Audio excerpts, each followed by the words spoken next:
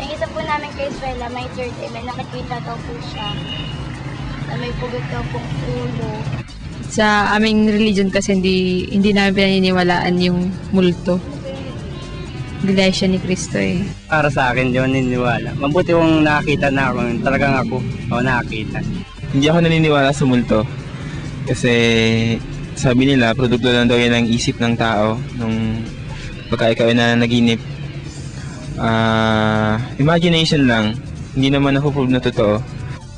Yung pasahan ng mga lahi ng mga tao dun, uso yung multo. Tsaka alam naman natin na sa Samar, uso talaga yun sa Bisaya. Kaya naniniwala ako.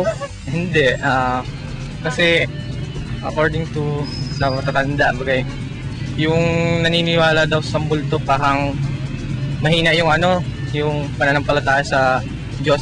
Ako naniniwala ako sa multo kasi parang lost souls nga siya. Yung parang bumabalik lang sila dito kasi may message. Tapos, kasi yung mga kaibigan ko, nakakita sila ng multo.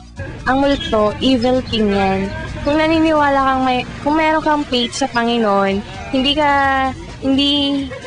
ka maniniwala sa mga multo. Ang ano lang doon, to cease to believe.